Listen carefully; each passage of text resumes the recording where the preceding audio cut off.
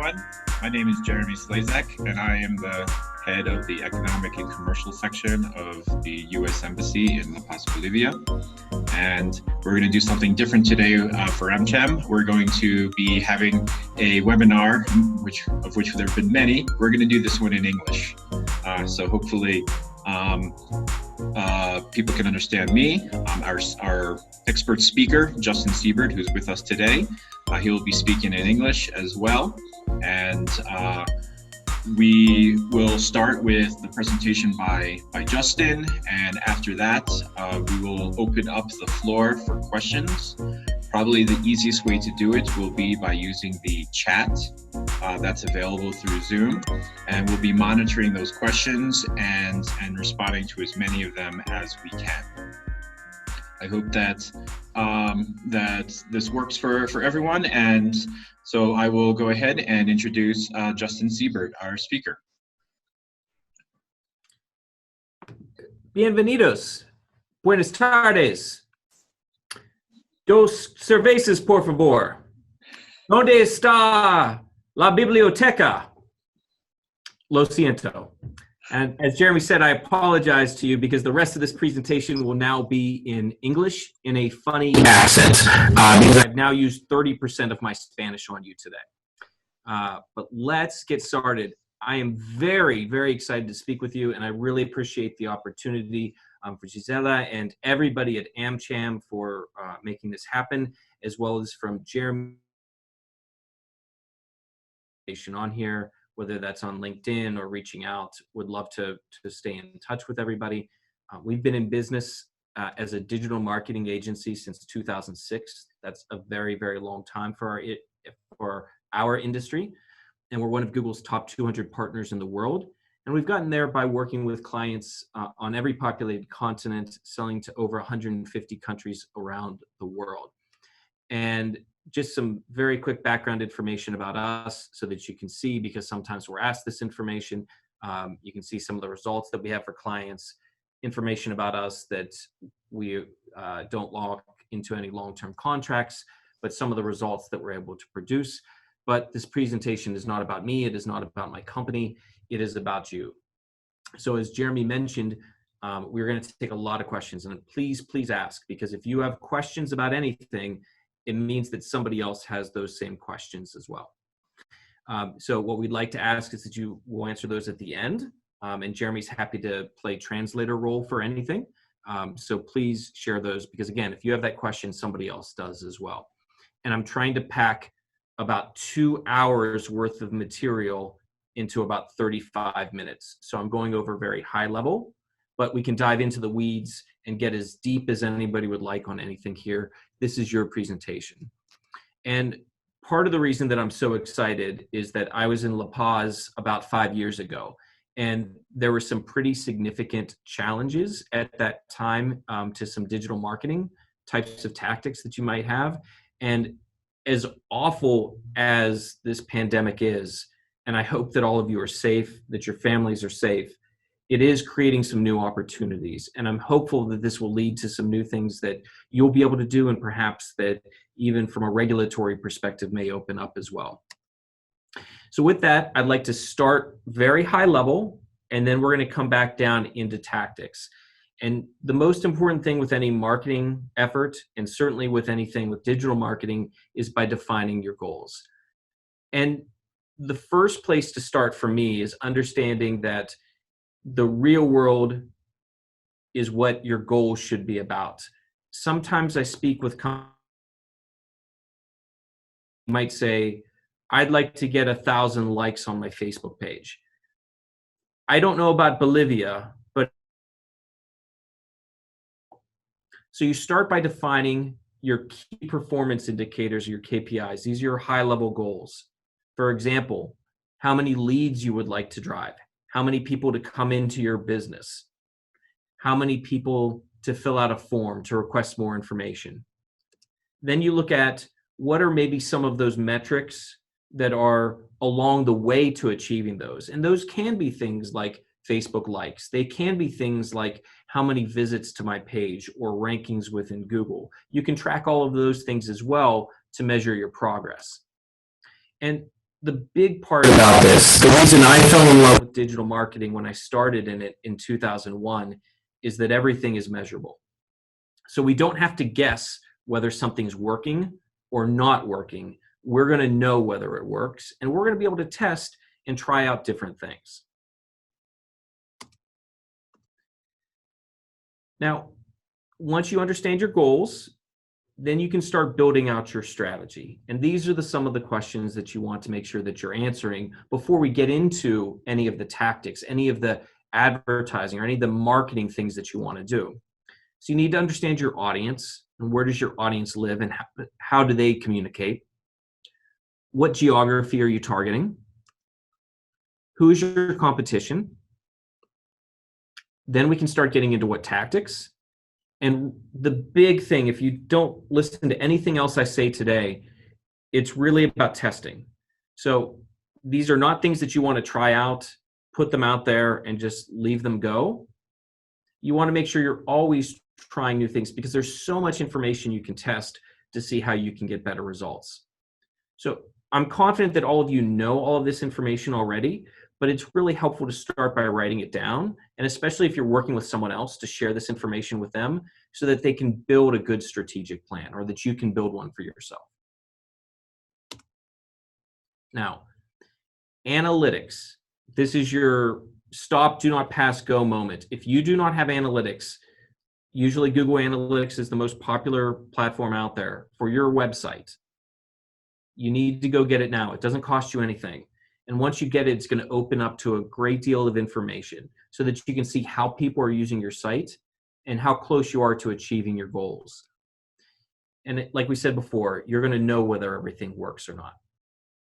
And if you've been through analytics, bear with me just for about a minute or two. I just want to show a few screenshots to those people that maybe aren't as versed in it, to give you an idea of the information you get. You can see over time how many people are visiting your website, how much time they're spending, how many pages they're visiting. You can get a breakdown. If you're selling outside of Bolivia, you can see the whole world. You can get the numbers with that. You can even start getting breakdowns within the department or within the city as well. So you can see exactly where people are coming from. You can see what content they're viewing, which pages are most important to them, and they may not be the same as what pages are most important to you. And then the single most important thing is going to be conversions. And you may hear me say the word conversions. You may hear me say the word goals. They mean the same thing. It's whatever is most important to you. And you can track that on the web. So you can see, did the person give you their email address? Did they look up at directions to your address? Were they on their phone and they clicked to be able to call you? You can track all of those things through analytics to see which of your efforts are paying off the most for you. And beyond the tactics of driving traffic to your site, and that's what we're going to spend the majority of this presentation about. Conversion rate optimization, I'll explain what that means in a second, but that has more impact on you than maybe anything else we'll talk about, because it's, in essence, how do you get more of the people who visit your site to take advantage and to do the actions that you want them to take. So whether that's any of the actions that we talked about before, eventually, hopefully making purchases on your site as well. Because when you can get more of those people to take those actions, you're going to get better returns, you're going to make more money, you're going to get more leads, all with the same amount of traffic that you come to your website. And there's two keys to improving this. The first is increasing incentive. If you told me that you were going to send me a truck full of gold to my house if I filled out a form, and I believed you, I'd fill out whatever information you wanted. I would probably send you my kids in the mail, and I love my kids, right? But most of us aren't offering something that's quite that attractive. So the other thing that we have to look at is, how can we reduce the friction? And friction is simply anything that makes somebody not want to do what we want them to do. And a very common example of friction is when you ask for people to fill out a bunch of information, like what's their first and last name, what's their full address, information that you don't really need necessarily beyond just what's their name, what's their contact information. maybe what their business is so that you can get back to them, usually like an email address or a phone number. The other concept to go through before we get into tactics is about reviews. And so there are a lot of places online that people can leave reviews for your website. And you should actively ask people to leave reviews, because they're going to leave reviews on Facebook or on forums or on Google or on TripAdvisor or whatever the site is, most often when they're not happy with you. So you want to selectively reach out to the people that are happy with you, that know that they're happy with you, and ask them to leave reviews. And most of these sites, if you have claimed your profile, and I'll give an example of that here in a second, they will then send you a notification anytime somebody leaves reviews so that you can respond to them. And just make sure that you always respond calmly. Sometimes they might be insulting you, you might take personal offense to it, but anything that you write, it's not just that they will see it, it's that everybody else will see it too. And so you need to keep that in mind. So always in a very professional manner, without going into details, but that you hear that the issue and that you're going to address it, you're going to reach out to contact them, or if they leave a compliment, say thank you very much.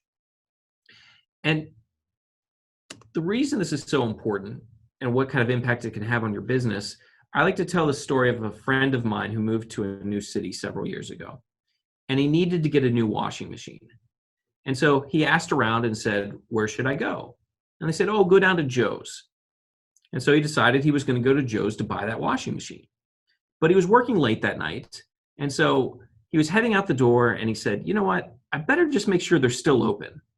So he pulls them up on Google just to see what their hours were. And he saw that they had an average rating of 1.2 stars. So he started reading the reviews. They track dirt everywhere. Their machine's broke. They never call me back. I feel like I got ripped off. So he took his keys out of the door. He sat back down and he started researching where he was going to buy his washing machine. And what's so awful about this for Joe's is that that was money in their pocket. Joe already had the sale. And the worst part, Joe never even knows that he lost that sale. So by actively working on your reviews, you can get more people to come to your store, to come to your location, to call you. Whatever business you're in, it's going to make your reputation look better. And one of the big ones that I would encourage you to start with, regardless of your industry, is with Google. And so you can see here on the screen where the reviews are left in AmCham Bolivia, because they're awesome, has a great set of reviews there.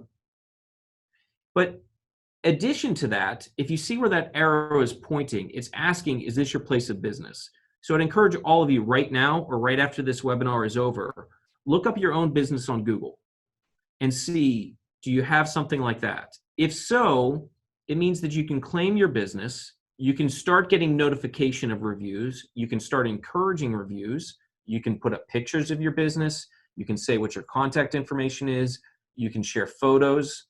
It's free. There's no charge for this whatsoever. So if you haven't claimed this, which we would call Google My Business or Google Local Listing, this is something that you should do today. All right. With that out of the way, we're going to jump in. And again, please, any questions you have, feel free to send those through at any point. Jeremy's going to be monitoring and going through those. And he's going to notify me if something I've said is unclear, and we can go and address it now. Otherwise, we'll talk about it later. But with all of that out of the way, let's dive into the tactics. What are the ways that you can drive more traffic to your websites? And I want to start with search engines. Obviously, Bolivia, Google's number one. It's that way in all but 4 countries around the world. So we're going to concentrate on Google here. And why search engines? What's the benefit of them? It's all about intent. Radio, TV, newspapers, magazines, all of these things can be wonderful. But unlike those places, search engines have the benefit of intent.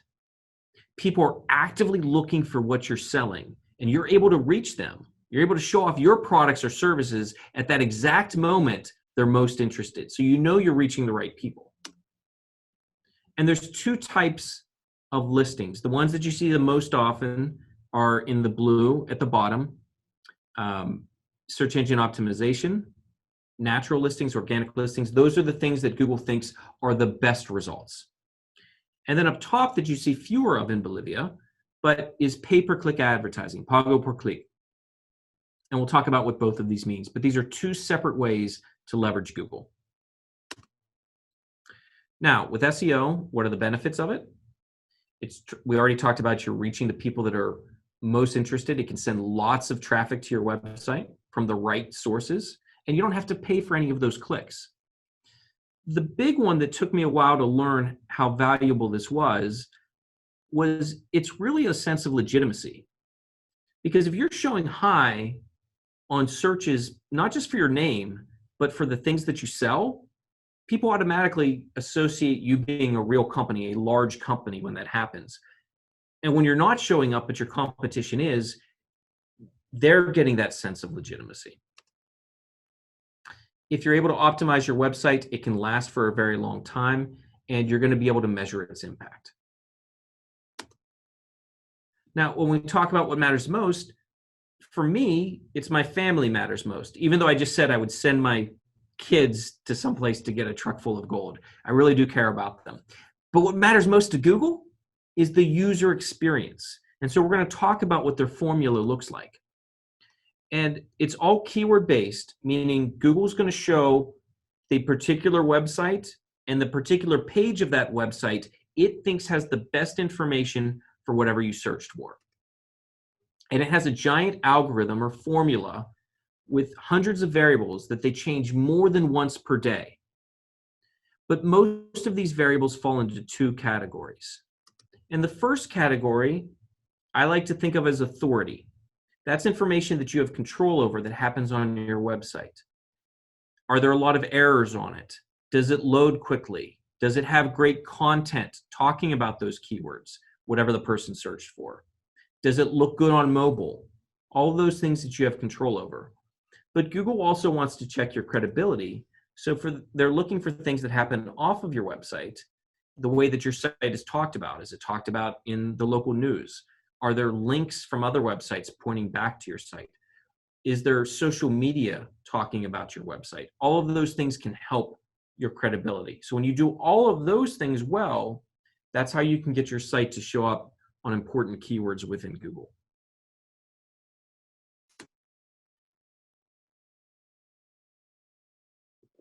Now on the other side, when we talked about the pay-per-click ads, it's also keyword based. Like the name implies, you pay per click. So I like to think of these as doubly targeted ads, because the person first has to type in something related to what you sell, and then has to look at all the information on the screen and decide that your ad has the information they're looking for.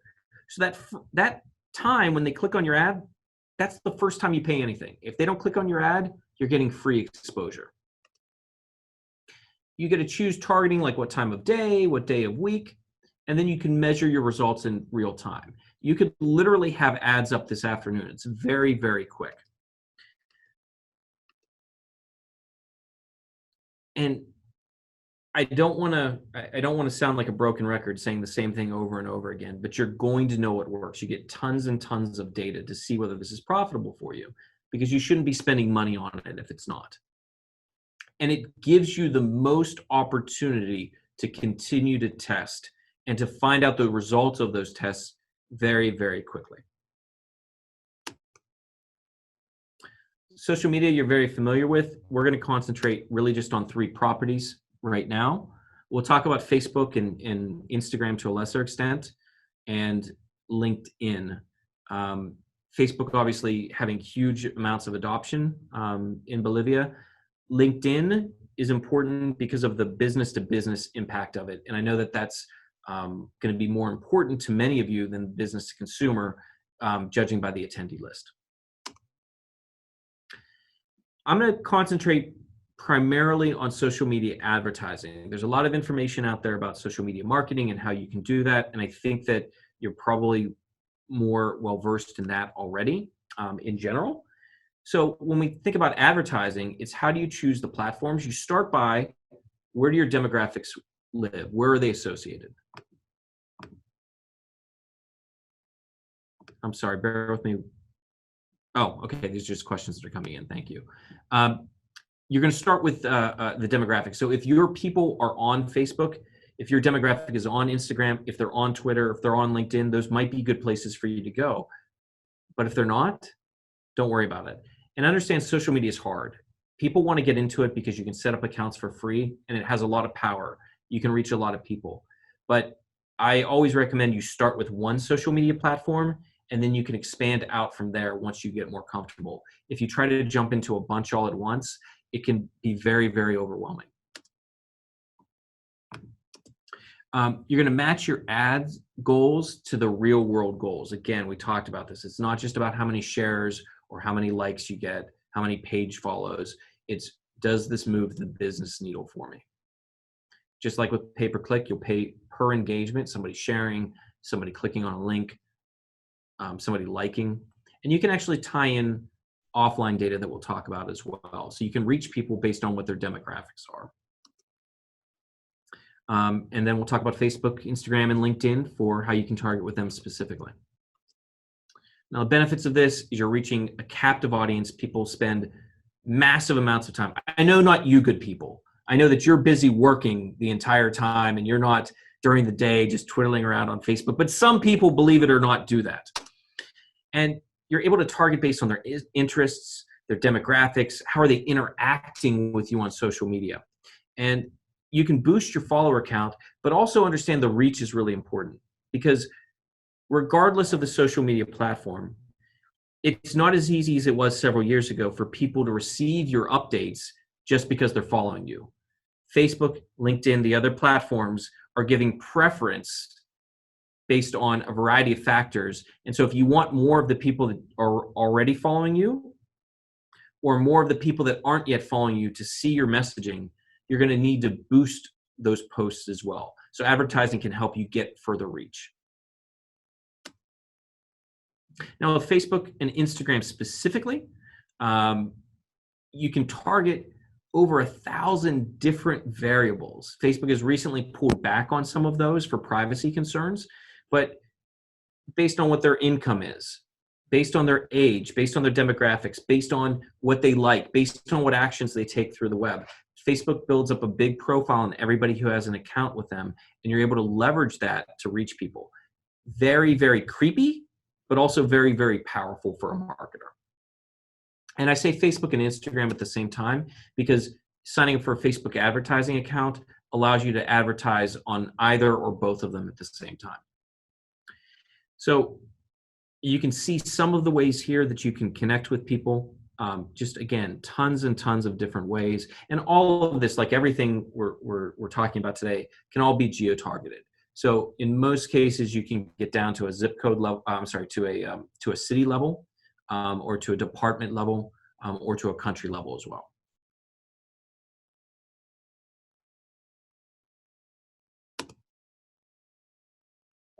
Now with LinkedIn advertising, you're able to reach people professionally. So with Facebook and LinkedIn, one of the nice things is you can sign up for accounts with them, advertising accounts, and not pay them any money, but start building campaigns so you can see what your total audience looks like. That's free for you to do. You don't have to commit to anything to see whether your demographics are on there.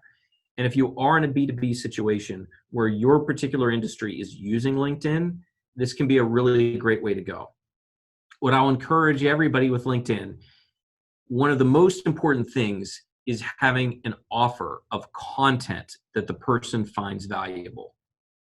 So rather than just say, hey, come buy my thing, or hey, just fill out this form, when you can share something with them like a white paper or something with them like a webinar, they can share that and they're more likely to share their information with you. So really think about what that content strategy is going to look like if you think LinkedIn is something that you want to try. And again, if you're in a business to business selling environment, I would want to give a good hard look to LinkedIn. And the reason is there are 3 specific ways that you can target people. So you can target by the specific company they work for. the industry that their company is in, even their company size.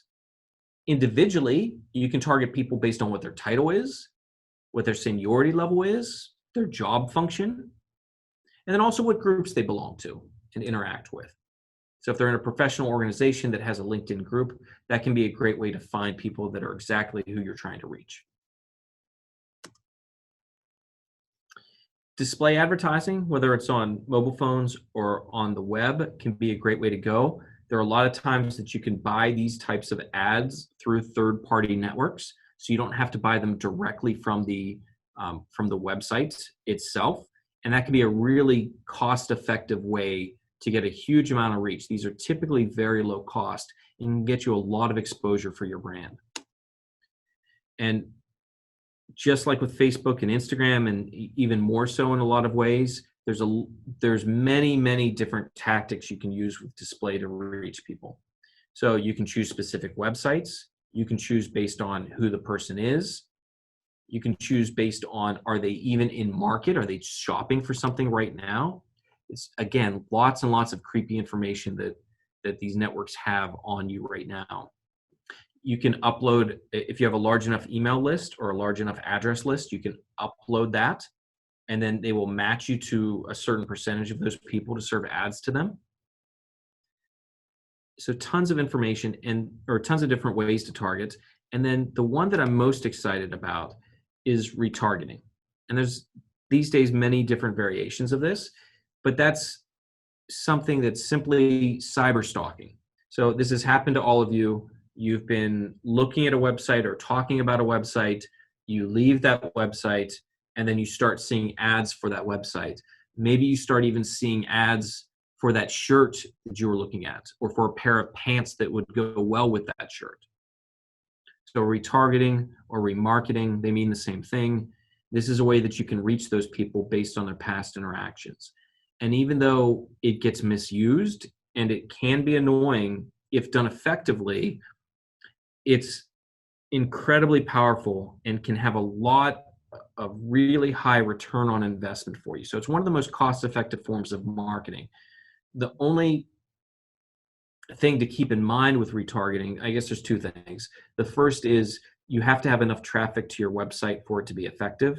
So if you're not getting a lot of traffic to your website right now, retargeting may not work, but you can work on building that up. The second is retargeting sometimes can be difficult depending on your industry, where if you're in the medical industry, for example, there's potentially some privacy concerns where you might not be able to serve up your ads. But as long as you have enough traffic and you're not in one of those industries, I can't recommend retargeting highly enough to everybody. And then finally on this front is YouTube and video advertising or video marketing in general. I'm a huge fan of it. And where maybe I didn't think it was as powerful 2 years ago in terms of direct response, especially in business-to-business situations. It's YouTube and Google, who owns it, have given you a lot more options to really reach the right kind of people with this. And it's really, really inexpensive. You can pay a very small amount of money for views of your video. So if you do have quality content that you can share, and all of you can create it, just think about what you have an expertise in. What do people want to know that you have knowledge of, that you have perspective of?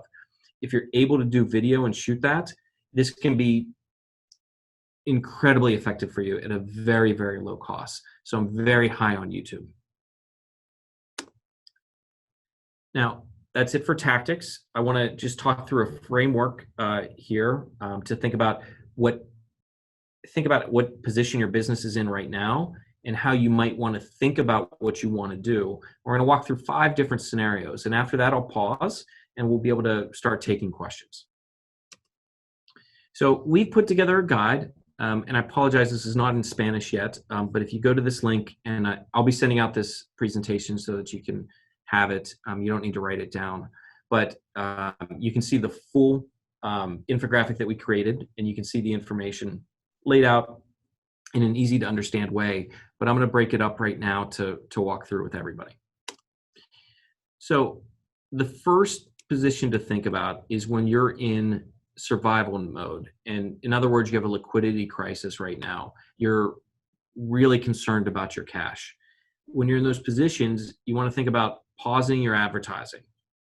And the big one to me is, for anything that you're considering doing, really identify what will produce revenue in time. So there's a lot of things that you can do that will help you in the long term and down the road, but what's going to help you quickly enough to bring in the money that you need to be able to survive this very hectic period. And so there's a lot of ways that you can boost your free messaging. PR is great. Public relations is great here. Social media, email, video, all great tactics to use if you're in this situation.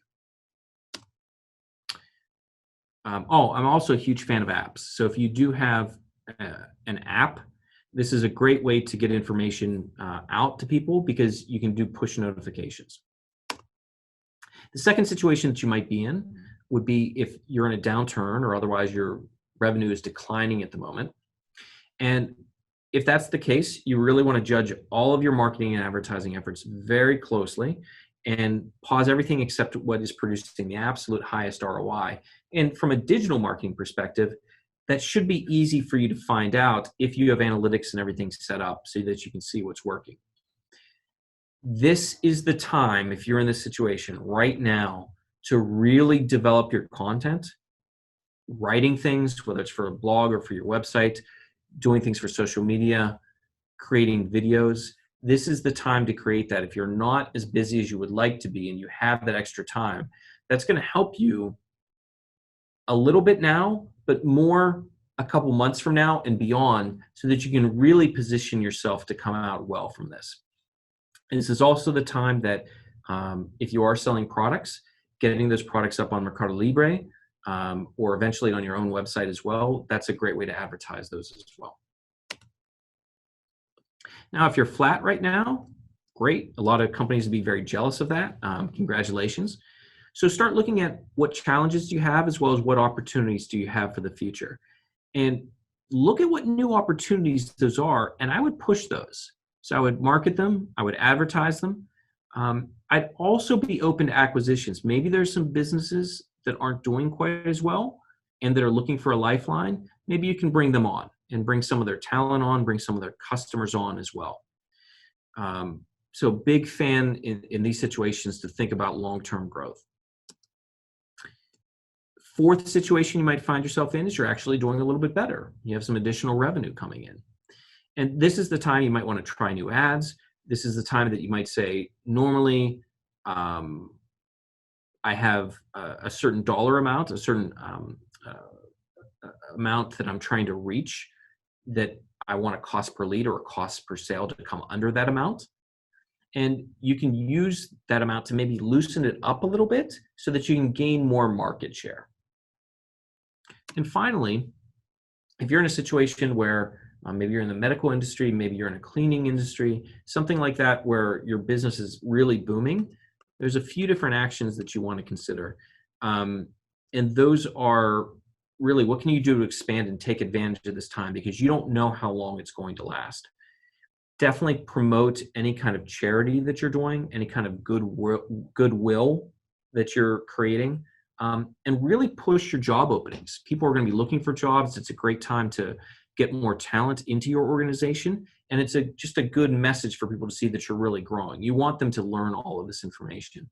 And I would also look closely at job boards to see what people are saying about you, and encourage your employees. This is a good tactic anytime, but especially in this situation, encourage them to leave reviews for you and what it's like working on your business, because it's another thing that people are going to be checking out before they would even apply to you.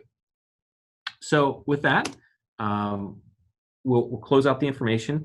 Before I turn it over to Jeremy to go over questions, I would like to make this offer so that anybody that would like to have your digital marketing reviewed, your website reviewed, your social media reviewed, if you go to directom.com/amcham, and I'll leave this up right now while we're talking, you can fill out a form that is in Espanol, and then we would have a brief conversation with you to learn a little bit more about your goals. We can have somebody on our end that speaks Spanish much much better than I do, join that call as well. But we'll do that. We'll find out the information, then we'll set up another call with you to give you recommendations. So if that's something you're interested in, there's no cost for that. We just would like to be able to do that. We see that as our role right now, is to help as many businesses as we can. So with that, I'll turn it over to you, Jeremy. Great. Thank you very much, Justin. Really interesting, really informative, and certainly had me thinking about a lot of different things, different ways to take advantage of this.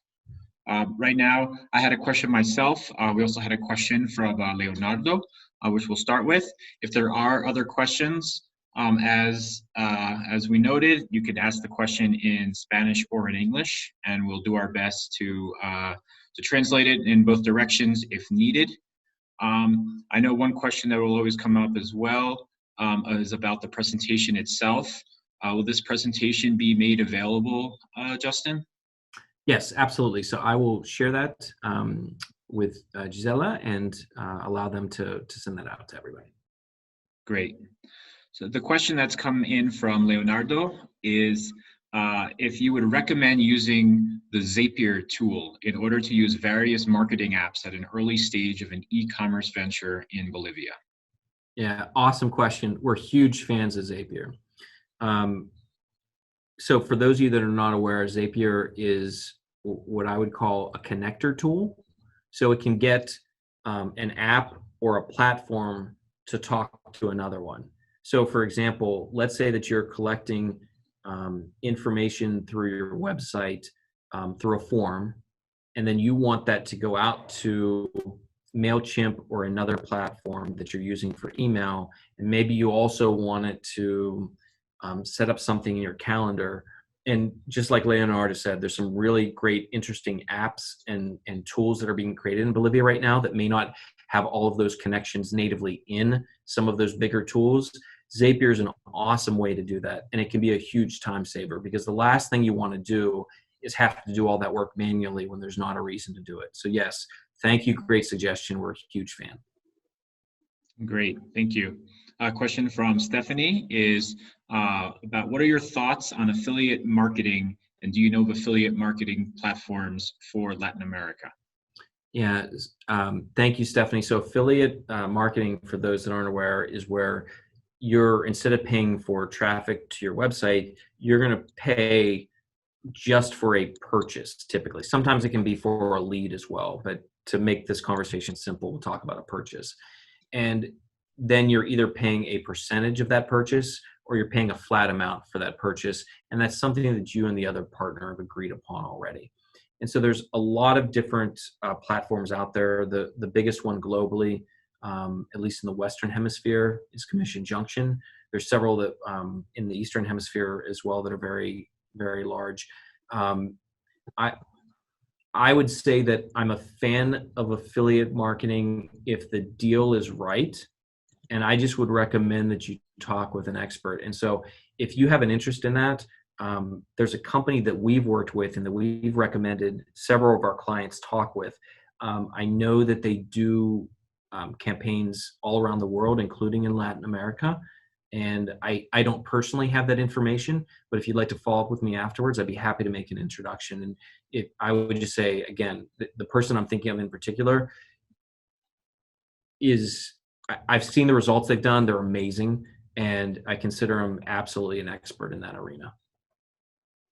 Great. Thank you for that. We have a question here from Alvaro, who wanted a clarification about your comment about the YouTube video. He's asking if you want to have, you're talking about having a short video on YouTube. You're saying that would help a lot, and at the end of the video, you announce your product? Yeah, so there's a couple different ways that you can use YouTube. Let's talk about it without advertising first. So when you create your video on YouTube, a couple things with that. One is you need to be really attention getting. Make sure that the information that you're trying to get out there, it might be for branding, like your logo, it might be that message, it might be your product, whatever is important to you. Try to get that in like the first screenshot, the first 3 seconds. That's your best chance to capture attention and get people to continue to watch and to want to learn more. Keep them short. Right. So we'll talk about from an advertising perspective, but from as a general rule for how long your video would like to be, I typically like to see it between 30 and 90 seconds. There's exceptions to that. If you're doing a testimonial, if you're doing a how-to video types of things, people will watch longer for those. But generally speaking, you want to keep them short. And then don't just let them live on YouTube. Put them on social media, embed them on your website. Put so much effort into creating those videos, make sure that you get full value out of them. Now, on the advertising side of things, you want to make sure there's 3 units that we usually look at: 6 seconds, 15 seconds, and 30 seconds. And we do a lot with 30 seconds. And one of the units that YouTube allows you to advertise on is called a true view unit. And if that person doesn't watch 30 seconds of your video, so 30 seconds or longer, if they don't watch at least 30 seconds of your video, or the entirety of the video, if it's shorter than that, you don't actually pay anything. So there was a really funny story. I think it was Geico that did this, and Google actually talked about it, so they were okay with it amazingly. Geico put out like a 6-second video and then a black screen for 24 seconds, trying to get people just to watch the first 6 seconds and then skip the video, because then they didn't have to pay any money, but they still got their message out. So whether you do something like that or not, that's up to you. But again, that can be a really, really cost-effective way to do it. And yes, I like your idea of pushing your product and talking about its benefits, but I would not bury it at the end if I could. I'd want to make sure I got that information up sooner. Were you also talking about advertising on YouTube before other videos? Yeah, so there's you can have those videos where they're non-skippable and they have to play. There's some units that you can only get if you do a unit with YouTube directly, and you're paying like, and I'm sorry, I don't know the exchange rate to do this off the top of my head, but committing at least $10,000 or $15,000. So they're very, very expensive to do. But there are those that you can run as bumper ads that are not skippable. They're more expensive than the ones that I just shared, and you do have to pay regardless, because they are going to have it. So those can work, but I'm actually a big fan of the skippable. I know they get a bad name, but I found them to be really cost effective. Great, thank you. This is from Fernando. Hello, Justin. Thanks for the information. What is coming down the road at Google that we should keep tabs on? I love this question. I'm going to answer with a few different things that have been happening over the past couple years, and that Google is putting more and more emphasis on. Because what Google does typically is it'll make an adjustment to its formula. And I'm sorry, and that was Fernando, you said? Fernando, yes. So, Fernando, also, I'm going to start answering this question. I assume you mean from an SEO perspective, from an algorithm perspective. But if you mean it from an ads perspective, let me know, because I'll answer the question a little bit differently. So from what Google typically does with its formula, it will start making minor changes, then it might make a big change, but only a big change to a certain sector, and then it continues to push it down the road. So I look at things that have happened somewhat recently for what it's going to change in the future. So one of the big things it started with was speed, right? It said, we need your site to load quickly. Then they looked at mobile and how important that was. And in Bolivia, you've known that for a long time. The United States, it took a little bit longer to catch up because so many more people were using desktops and laptops. It was also looking at security for your website, having that HTTPS. So all those things are really important. There's 2 big things that they've done somewhat recently. I think these are the 2 biggest changes in the last 4 years, maybe. The first is there's a concept called EAT, expertise, authority, and trustworthiness. Because what happens was you had a lot of sites that were just really good at search engine optimization start ranking on some things that were really important. So they might start ranking for cures for diseases, and then they were just saying, well, if you rub a little, I don't know if CBD will translate or not. If you rub a little CBD oil, marijuana oil on your arm, it'll cure you magically. And that's bad information for people to get.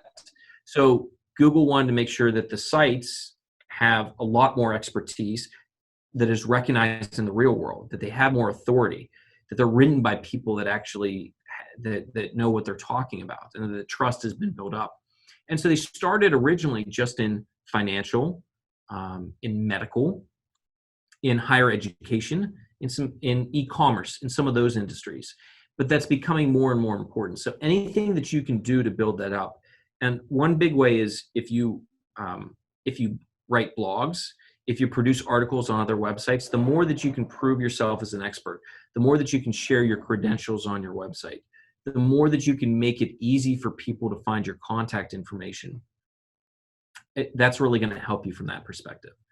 The second major change that I would mention, Google very recently has gotten better at natural language processing. And so, for example, it used to skip over pronouns like for, from. Using those can make very, very big differences in the intent of the searcher, but Google's formula didn't do a good job of picking that up. So it's getting better at that now. So the more that you can write answers to questions that people would type out or speak into their phone, and you can write out what those questions are and then answer those questions, I think that's one way you can really stay ahead of the game. So I can talk more things in theory, but those are some of the proven things that we know about Google that are going to become even more important.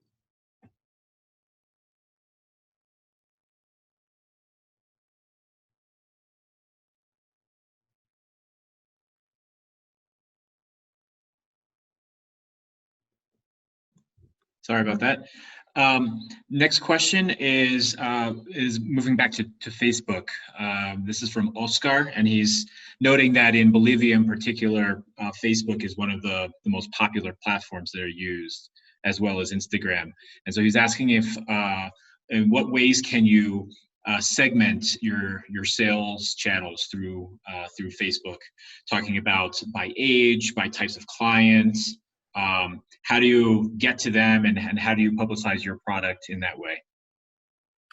Yeah, so the easiest way to do it, and this is not my preferred way, but there's times that it makes sense, is, I'm sure all of you have seen this, where you put a post on your website or on your Facebook page, and then you can boost that post. And so you can send it out, make sure that it's seen a little bit more. It doesn't cost very much money. It's very inexpensive to do.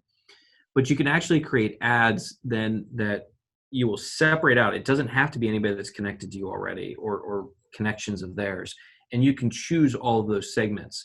And so you create different ad sets for each of the different segments that you're trying to offer. So you can say, hey, I want to serve this message to people that are between 18 and 25.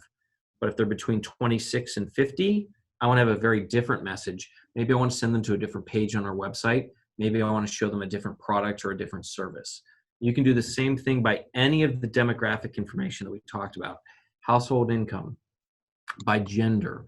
You can do it based on what their interests are. What have they told Facebook that they liked? Because Facebook has information that people liked, that they've written into Facebook, that they've told them directly. They have information, because nobody ever logs out of Facebook, right? Or that happens very rarely. So as you go around the web, it sees what you're doing. It's collecting that data about you. And then they also have data from third-party tools that feed in some of that other information, like household income to them, what kind of car you drive, that kind of information. So basically, you can look at all of those different options Facebook gives you, and then I just encourage you to separate them out so that you can test to see what's performing best. I hope that answered the question, but if it didn't, please let me know, and I'm happy to clarify. One thing I didn't mention was, the same question was, what about time? Can you also be as specific as to help segment the best time to publicize your product for your particular client base? Yeah, Google's super easy to do that with. Facebook's harder to do that with from an advertising perspective. It's easy enough to use a third-party tool to be able to post at certain times of day, and I definitely recommend doing that. With advertising, they make that a little bit more difficult.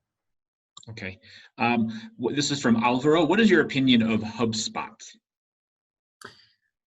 HubSpot, it's hard to even classify them these days because they keep gobbling up more and more things that they do. But HubSpot at its core is what we'd call a CRM, or a customer relationship management tool, so that you can use it to work with leads that have come into your website and say whether they're important, and then do you put them into an email drip campaign where they're going to get certain messaging.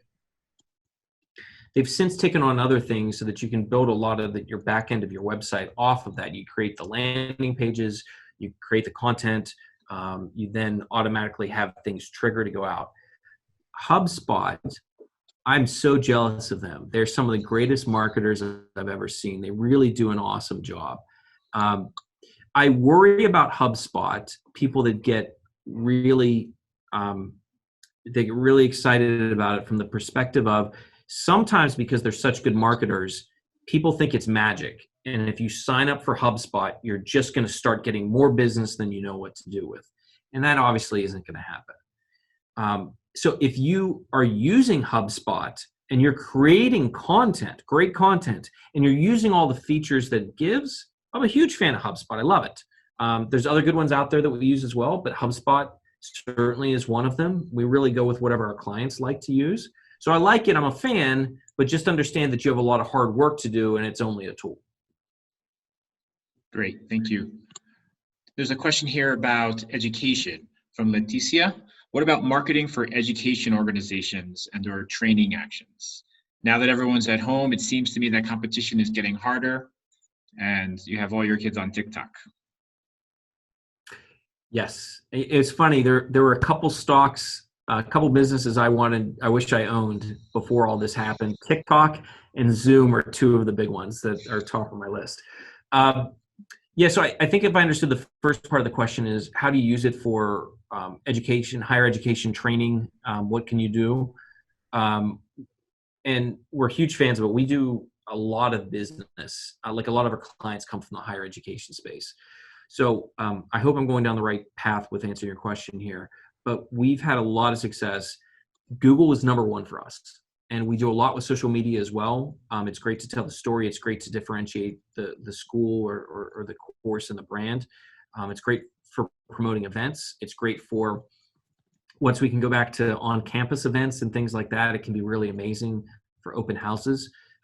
But purely for driving leads, we had one marketing director at a university tell us one time, he came from a background in public relations, and he said, if you would have asked him before he started doing this type of work with us, what the best way to attract students, he would have said social media. But afterwards, he would say Google 8 days a week. So that's not to say the other platforms aren't important. They can be really valuable, especially right now. TikTok, YouTube, some of those to get that message in front of your captive audience, I'm a huge fan of. But purely from driving an inquiry, I'm a really big fan of how you can use Google there. Great, thank you. What do you think about, this is from Mauricio, what do you think about advertising on audio platforms like Spotify or Deezer? Yeah, so we have some experience on Spotify and Pandora specifically. So the other platform I can't give you any direct experience with. I'm a big fan of theirs when it's a brand push, and also when the dollar buy-in amount is affordable. Like when Pandora first came out, it had to be, at least in the US, it had to be, I think, $15,000 was the minimum buy-in. So that put it out of the range of some places, especially if they were viewing it as experimental and not really sure if it was worth it. So as long as you can get in there at a dollar amount that you're comfortable with, and you're doing it for branding purposes, and it is the right demographic that you're trying to reach, I'm a fan. Just understand that it's going to be a little bit harder for you to measure than some of the other things that we talked about today. So I like when you do those types of ads to do the old school radio type of thing where you say, mention this ad or mention this code to get a discount or to get something else. I think that just gives you a better sense of whether it worked for you or not. Great. We have a question here. I'll preface this by saying that AmCham has hundreds of businesses as members. It also has what's called AmCham Junior, which for the most part are either younger entrepreneurs and business people or folks who are just getting there or businesses that are just getting underway. And so in that context, here's a question from Karen that's asking about for a new interior decorating company with limited resources, would you recommend investing in a website or a web page on Facebook or Instagram? So let me say this, that I'm going to give you what my gut recommendations are in a Q&A. But Karen, I'd be happy to follow up with you afterwards to give you what I think is a complete picture, because I'm going to hedge my bet here because I don't know enough information about you yet. I don't know what kind of skills you have. I don't know what who you're trying to reach. I don't know what your goals are, some of those types of things, but I have a general sense of what you're looking to do. So based on that, first of all, a phrase one of my colleagues likes to use is, if it's free, it's me. And in other words, he'll do anything that's free. And I think that you want to make sure that you're absolutely claiming any type of social media property that you can do. I would create a website. There's enough places that you can do it free or for very, very little money right now, that even if it's not the best website in the world, I think it's a great place to be. What's one of the things that's, and part of the reason I like websites is I have control over those. I don't have total control over social media. And we can go into what those differences are. But I think with you, you're so visual, right? You need to show off your talents, and people are going to want to see what is it that you can do for them. And I think Instagram would be really big. I think Facebook would be really big. My understanding, and correct me if I'm wrong, Jeremy, or anybody else in their chat, is that there's some Pinterest usage in Bolivia, but it's not really big there. Is that fair to say? Yeah, I would say it's used, but by far the largest would be Facebook and Instagram, I would say. Yeah, I would consider, there's always the option of, do you want to get ahead of something, or do you want to just move into when it's more proven?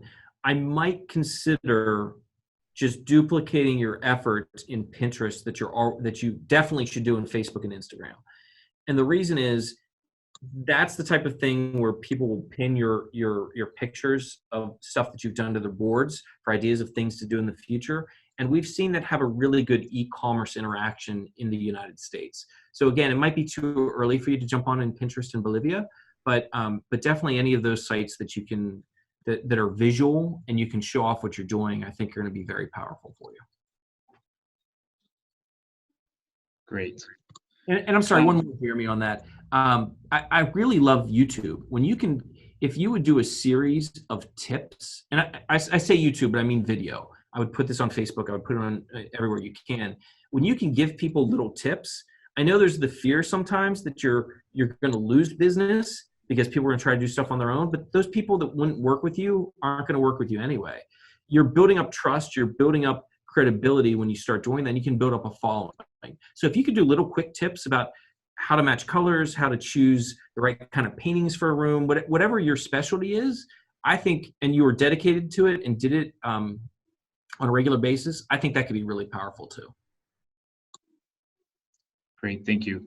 Here's a question from Alvaro about Segment, asking to compare Segment and HubSpot, for example.